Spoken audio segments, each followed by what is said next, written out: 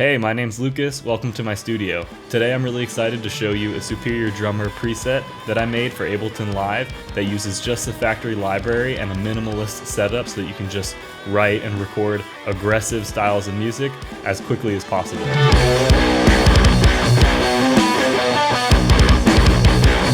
I have a number of different Superior Drummer videos out already, but I realized I needed to make a template for people that just have the factory library and no SDX expansions. If you want to skip the setup and make music immediately, you can head to my website using the link in the description and download this template for a small donation to support my channel.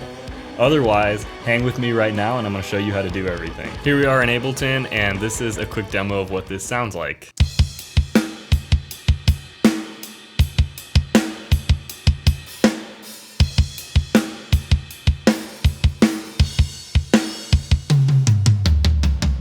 Before I get into anything too crazy, let me just show you 3 quick things that you need to know about in Superior. This applies to anyone that downloaded my preset, but this also really helps to know about in general. So the first thing is over here on the top left, this file button will let you load and save your whole project file.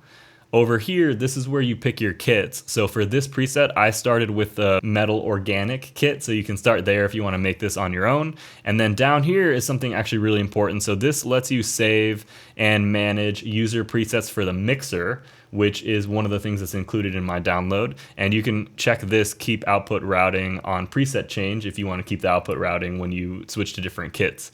And one last thing that I'm just going to point out that is also important for doing this kind of thing is if you hit settings and you click MIDI in eDrums, this is where you can load your user MIDI configuration. So I have one that I included in the download. Okay, so this whole setup is centered around a couple things. Number one is having a really high fidelity metal drum sound, kind of like those GGD packs, just right out of the box.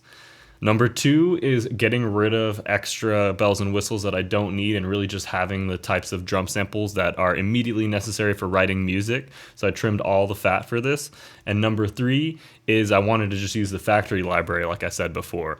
So let's just take a look real quick at the Ableton setup that we have, and then we'll get into Superior Drummer. I'll go through the tracks one by one. So SD3 is my Superior Drummer track, and that has 2 things on it. It has my MIDI names preset and Superior Drummer.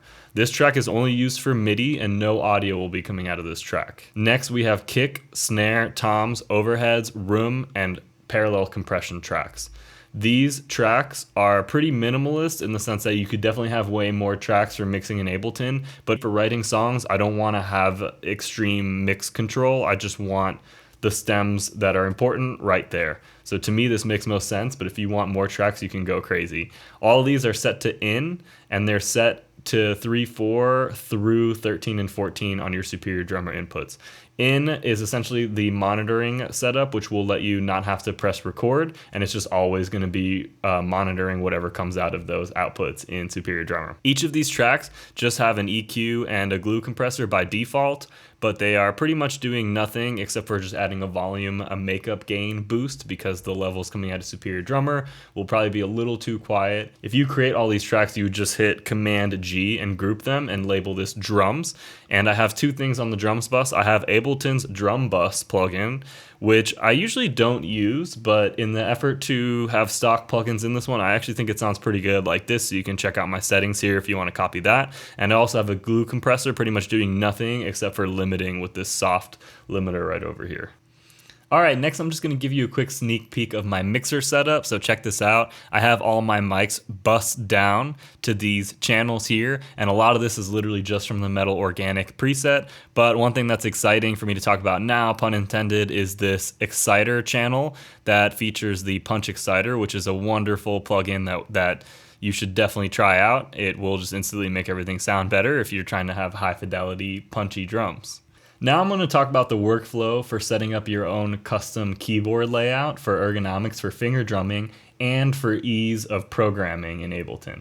So we're going to go up here to settings and eDrums, and right here is where you need to go to each keyboard key one at a time and decide what exactly you want the hit to be. So what you do is you click the key and then you open up this drop down menu. Mind you, in different Superior Drummer expansion packs, these hits are going to be different. So that's the only thing that can get a little confusing about this. But this preset that I have is for the factory library. So we have all these kick hits, snares. I've organized this just the way I like it when I want to play on the keyboard, and it's also very simple for programming as well. So once you have this settled, what you're going to do is you're going to create an Ableton MIDI effect rack, create a bunch of chains like this, go to key mode, and then what you're going to do is you're going to make sure that all these key mappings correspond to Superior Drummer, and make sure that all the labels correspond as well. Because once you're done with this, and I've color coded it as well, but once you're done labeling this and doing the key mapping, you can edit drums much easier, because look at this. We have all these names here. You can see what's going on. It's not too much stuff, and you don't just have to guess just by hitting different keyboard notes. So I think this is really sweet. Let me know if this was helpful. Thank you so much for all the subscribers and the comments. Don't forget to follow the link in the description to get the template for Ableton, and I will see you all in the next video. Later.